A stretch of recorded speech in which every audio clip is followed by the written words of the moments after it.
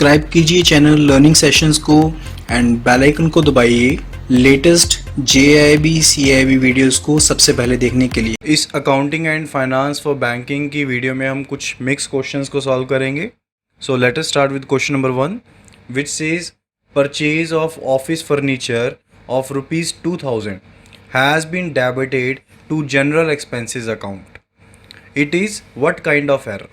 A clerical error, error of principle, error of omission, or a mathematical error. So let us start with the options. तो clerical error basically क्या होता है, जब हम कोई mistake कर देते हैं किसी चीज़ को कॉपी करते हुए या फिर लिखते हुए, जब हम किसी डॉक्यूमेंट को लिख रहे हैं तो उसको हम कहते हैं clerical error. Okay, second it is error of principle. Error of principle क्या होता है, जब हम अकाउंटिंग के प्रिंसिपल्स को फॉलो नहीं करते हैं, यानी कि जब हम जर्नल एंट्री करते हैं एंड उस समय पर हम जो अकाउंटिंग के प्रिंसिपल्स हैं उनको फॉलो नहीं कर रहे हैं, तो उसके कारण जो एरर्स हो रहे हैं that are called error of principal.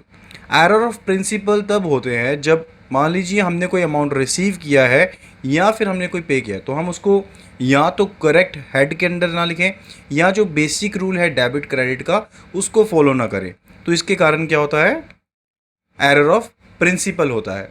तो इस चीज़ के कारण बेसिकली जो रेवेन्यू है या कैपिटल है वो बेसिकली क्या रहता है, अलग अलग रहता है, क्योंकि उससे जो हमारी बिजनेस फर्म होती है उसकी जो फाइनेंशियल पोजीशन होती है वो अफेक्ट होती है.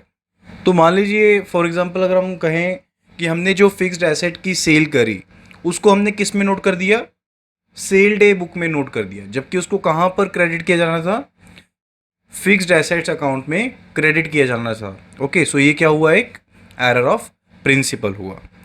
ओके, तो अगर हम क्वेश्चन को देखें तो उसमें भी यही चीज़ हुई है, हमने फर्नीचर को परचेज किया है एंड हमने डेबिट किसको कर दिया है, डेबिट कर दिया हमने जनरल एक्सपेंसेस को. तो ये किस तरह का एरर हुआ, this is error of principle. अब बेसिकली अगर हम गोल्डन रूल को याद करें तो अगर ये क्या है, एक रियल अकाउंट है, फर्नीचर अकाउंट क्या हुआ, एक रियल अकाउंट हुआ, ठीक है. तो रियल अकाउंट में क्या होता है, debit what comes in and credit what goes out. तो हमने बेसिकली कैश दिया होगा एंड फर्नीचर लिया होगा, तो कैश बाहर गया है यानी कि कैश अकाउंट क्या होना था, क्रेडिट होना था, एंड फर्नीचर अकाउंट क्या होना था, डेबिट होना था. लेकिन हमने डेबिट किसको कर दिया है, जनरल एक्सपेंसेस को कर दिया, यानी कि हेड गलत डेबिट कर दिया हमने. So it is what, error of principle. Next option it says what is error of omission. So error of omission क्या रहता है, जब हम किसी चीज़ को ओमिट कर देते हैं, छोड़ देते हैं, यानी कि मेरे को कोई एंट्री डालनी थी लेकिन मैंने एंट्री डाली ही नहीं वो जनरल में, ठीक है, तो वो बेसिकली क्या हुआ, एरर ऑफ ओमिशन हुआ. Okay, so as per our question our answer is option B, that is an error of principle. Now let's move to the second question which says which of the following may not be the part of the reconciliation process. reconciliation process क्या होता है, जिसमें हम सभी entries को जो हमारे पास पड़ी हैं एंट्रीज एंड जो बैंक की एंट्रीज हैं उनको रिकनसाइल करते हैं. तो रिकनसाइलेशन के प्रोसेस में कौन सी ऐसी एंट्री है जो उसका पार्ट नहीं हो सकती है, तो interest on overdraft. First option क्या है, इंटरेस्ट ऑन ओवरड्राफ्ट. जब इंटरेस्ट लगेगा, आपकी कोई ओडी लिमिट है बैंक में, तो उसके ऊपर जब इंटरेस्ट लगेगा तो आपको पता नहीं चलेगा, तो उसको क्या करना पड़ेगा, रिकनसाइल करना पड़ेगा. बिकॉज जब आप बैंक की कॉपी में एंट्री करवाएंगे, पासबुक में एंट्री करवाएंगे, उसके बाद ही आपको पता लगेगा कि उसमें इंटरेस्ट लगा है, तो तब आपको उसको रिकनसाइल करना पड़ेगा. Second option it says dishonour of cheque, यानी कि जब कोई चेक आपका डिसऑनर हुआ, आपने कोई चेक दिया है किसी पार्टी को लेकिन किसी कारण से वो डिसऑनर हो जाता है, या फिर आपने कोई चेक प्रेजेंट किया अपने अकाउंट में वो डिसऑनर हो जाता है, तो इसकी एंट्री का भी आपको जब आप पासबुक में अपनी एंट्री करवाएंगे उसी समय पर पता चलेगा, तो इसको क्या करवाना पड़ेगा, आपको रिकनसाइल करना ही पड़ेगा. सो इस एंट्री को भी हम नहीं छोड़ सकते हैं. Option she says cash withdrawn from the bank. जब हम कैश को विड्रॉ करवाएंगे बैंक से तब हम जानते होंगे कि हम कैश को विड्रॉ करवा रहे हैं, यानी कि हमारी अपनी बुक्स में भी इसकी एंट्री हो चुकी होगी एंड बैंक की जो पासबुक है उसमें भी उसकी एंट्री हो जाएगी. सो इसको हम छोड़ सकते हैं रिकनसाइलेशन प्रोसेस में, बिकॉज ये हमारी नॉलेज के बिना नहीं हो सकता. Okay, then fourth option it is cheque deposited but not collected, वही चीज़ होगी कि चेक को डिपॉजिट किया है लेकिन कलेक्ट नहीं हुआ है, तो उसके केस में भी ये रिकंसाइलेशन जो होगी वो प्रोसेस में ज़रूरी रहेगा, बिकॉज इसका भी पता आपको पासबुक में एंट्री करवाने के बाद ही पता चलेगा. So our answer is option C. Next question it says, while recording transactions, all possible losses must be taken into consideration, but all anticipated profit should be ignored. This is called what principle? So basically क्या रहता है, जब भी हम transactions को record करते हैं तो accounting का ये basic सा principle है कि हम सभी जो भी possible losses हैं उनको consideration में लें. consideration में लेने का क्या मतलब है, उनको हम ये मान के चलें कि ये लॉस होगा, लेकिन जो भी हमें लगता है कि आने वाले समय में हमें प्रॉफिट होगा उनको हम इग्नोर कर दें. सो ये कौन सा प्रिंसिपल है? This is principle of prudence, या इसको हम द कन्वेंशन ऑफ कंजर्वेटिज्म भी कहते हैं. तो बेसिकली क्या होता है, ये एक जनरल सा कंसेप्ट है जिसमें हम जो भी हमारे एक्सपेंसेस हैं या लायबिलिटीज हैं उनको उनकी अनसर्टेनिटी के बिना भी उनको क्या मान लेते हैं, सही मान लेते हैं. ठीक है, बट जो भी हम अपने रेवेन्यूज या एसेट्स को रिकॉग्नाइज करते हैं सिर्फ जब हम उसके लिए श्योर होते हैं तभी हम उनको रिकॉर्ड करते हैं बुक्स में. ओके, कहने का मतलब है कि अगर हमें किसी लॉस के रिगार्डिंग अनसर्टेनिटी है भी, यानी कि हमें अभी भी पता है कि ये अनिश्चित है, पता नहीं कि होगा कि नहीं होगा, लेकिन फिर भी हम उसको लॉस को रिकॉर्ड कर लेंगे. लेकिन इसके उलट अगर हमें पता है कि अनसर्टेनिटी है किसी प्रॉफिट को लेकर, किसी गेन को लेकर, तो हम तब तक उस गेन को, उस प्रॉफिट को रिकॉर्ड नहीं करना चाहिए जब तक वो प्रॉफिट सही में हो नहीं जाता. यानी कि सिर्फ सर्टेनिटी के या अनसर्टेनिटी के बेस पर हम प्रॉफिट्स को, गेन्स को रिकॉर्ड नहीं करेंगे, लेकिन जो लॉसेस हैं, लायबिलिटीज, उनको रिकॉर्ड कर लेंगे. सो दोनों ही एक चीज के नाम है. कन्वेंशन ऑफ कंजर्वेटिज्म भी वही चीज है एंड प्रिंसिपल ऑफ प्रूडेंस भी वही चीज है. So our answer is option C, that is both A and B. Now next question it says, which of the following is not a deferred revenue expenditure? So सबसे पहले समझते हैं कि deferred revenue expenditure होता क्या है. Basically अगर हम कहें तो deferred revenue expenditure वो revenue expenditure है जिसकी जो भरपाई होती है वो तो हम सेम अकाउंटिंग पीरियड में करते हैं, लेकिन जिसका जो बेनिफिट होता है उसका हमें आने वाले कई सालों के लिए बेनिफिट होता रहता है. यानी कि जो खर्चा हुआ वो इसी अकाउंटिंग पीरियड में हम नोट कर लेंगे, लेकिन जो उसका बेनिफिट होगा वो आने वाले कई सालों तक हमें मिलता रहेगा. तो वो बेसिकली क्या हुआ, डेफर्ड हुआ, यानी कि आने वाले समय तक चलता रहेगा. ओके, एंड जो एक्सपेंडिचर रेवेन्यू की नेचर में, सो एक्सपेंसेस दो तरह के होते हैं, revenue expenses and capital expenses. So अगर हम सबसे पहले रेवेन्यू एक्सपेंडिचर की बात करते हैं तो रेवेन्यू एक्सपेंडिचर वो कॉस्ट होती है, वो चार्ज होता है, वो एक्सपेंस होता है जो जब होता है तब हम उसकी कॉस्ट को नोट कर लेते हैं. यानी कि बेसिकली क्या होता है, जैसे मान लीजिए हमने कोई रिपेयर एंड मेंटेनेंस करवाई है, वो बेसिकली क्या कर रही है, जो हमारे करंट ऑपरेशंस हैं उनको सपोर्ट कर रही है. उसकी मदद से जो भी एसेट है उसकी लाइफ इंप्रूव या एक्सटेंड नहीं हो रही है. ओके, सो वो क्या हुआ, हमारा एक रेवेन्यू एक्सपेंडिचर हुआ. इसके उलट जो कैपिटल एक्सपेंडिचर्स होते हैं वो बेसिकली हम ऐसा एसेट, कोई फिक्स्ड एसेट क्रिएट करते हैं, ऐसा एसेट क्रिएट करते हैं जो मल्टीपल पीरियड्स के लिए यूज होता रहेगा. यानी कि उस कॉस्ट की जो, उस एसेट की जो कॉस्ट है वो मल्टीपल फ्यूचर पीरियड के रेवेन्यू जनरेशन में काम आती रहेगी. ठीक है, तो उस तरह के जो एक्सपेंडिचर होते हैं उसको क्या कहते हैं, हम कैपिटल एक्सपेंडिचर कहते हैं. सो यहां पर हम बात कर रहे हैं डेफर्ड रेवेन्यू एक्सपेंडिचर के बारे में.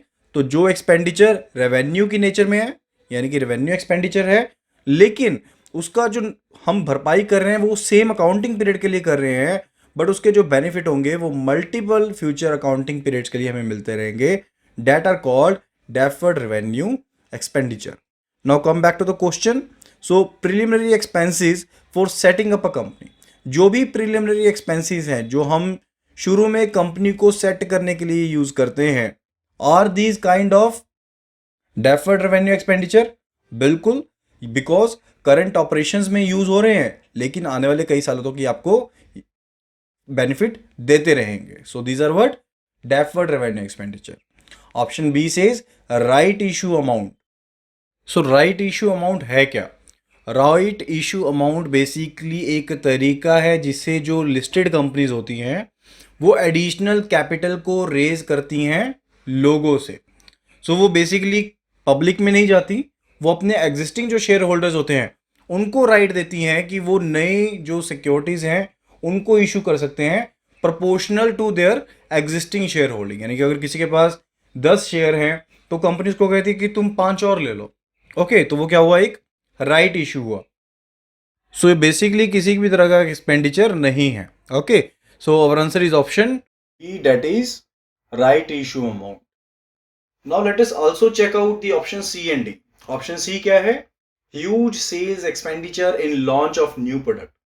सो किसी प्रोडक्ट को लॉन्च करने के लिए आप भारी भरकम खर्चा कर रहे हैं, तो वो बेसिकली क्या है, एडवर्टीजमेंट होगी। तो प्रोडक्ट की एडवर्टीजमेंट की कॉस्ट तो अभी लग जाएगी, लेकिन उसका बेनिफिट आपको आने वाले समय तक भी मिलता रहेगा। So this is also what, deferred revenue expenditure. Then cost of preparing project report. तो प्रोजेक्ट रिपोर्ट की खर्चे का आपको एक बार खर्चा पड़ेगा, लेकिन बेनिफिट लंबे समय तक मिलता रहेगा। सो वो भी क्या है, एक डेफर्ड रेवेन्यू एक्सपेंडिचर है। Now let's move to next question which says freight expenses for carrying machinery carried to travel account. Then rectification in trial balances. So basically question में क्या कहा गया है कि जो फ्रेट एक्सपेंसेस हैं, मशीन को लाने ले जाने का जो किराया भाड़ा है उसको ट्रैवल अकाउंट में डाल दिया है। अब इसकी रेक्टिफिकेशन एंट्री क्या होगी ट्रायल बैलेंस के लिए। अब एंट्री इस तरह से डली हुई है बेसिकली कि आपने डेबिट कर दिया है किसको, ट्रैवल अकाउंट को, एंड क्रेडिट कर दिया होगा कैश अकाउंट को। ओके, तो अब इस केस में अब मशीन अकाउंट में होना था, क्योंकि ये क्या है, एक कैपिटल एक्सपेंस है।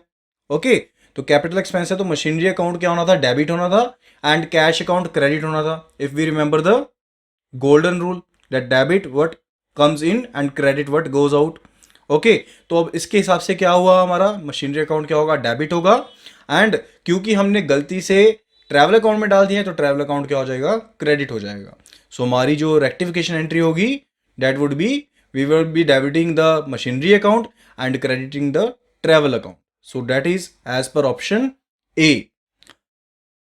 The next question it says the benefit of an expenditure incurred is of long duration. यानी कि जो भी एक्सपेंडिचर हम कर रहे हैं अगर उसका बेनिफिट लंबे समय के लिए होता है, एंड उसका पर्पस क्या है कि हमने बिजनेस की कैपेसिटी को इंक्रीज करना है, तो उसको हम कौन सा एक्सपेंडिचर कहेंगे, रेवेन्यू एक्सपेंडिचर कहेंगे, कैपिटल एक्सपेंडिचर कहेंगे, डेफर्ड कैपिटल एक्सपेंडिचर कहेंगे, या फिर नन ऑफ दी अबव।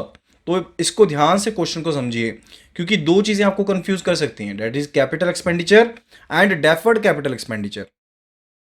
तो कैपिटल एक्सपेंडिचर बेसिक सी चीज है, वो एक्सपेंसेस हैं जिसको आप किसी लंबे समय की सोच को रखते हुए करते हैं। यानी कि आप प्लांट एंड मशीनरी लगा रहे हैं, आप फिक्स्ड एसेट ले रहे हैं, ठीक है, एंड उसका ओवरऑल पर्पस क्या है कि कैपेसिटी इंक्रीज हो आपके बिजनेस की। ओके, तो वो क्या होता है, आपका कैपिटल एक्सपेंडिचर होता है। सो एज पर क्वेश्चन भी यही हमारा क्या है, आंसर है। So answer is option B, that is capital expenditure. So basic सी चीज को समझना है कि कैपिटल एक्सपेंडिचर वो एक्सपेंडिचर है जिसका बेनिफिट जो होता है वो करंट फाइनेंशियल ईयर पर खत्म नहीं होता है, लेकिन वो फॉलोइंग ईयर्स के लिए चलता रहता है। यानी कि जो भी हम एडिशनल अमाउंट स्पेंड कर रहे हैं किसी तरह के फिक्स्ड एसेट्स के ऊपर जो हमारे बिजनेस की कैपेसिटी को इंक्रीज कर रहा है।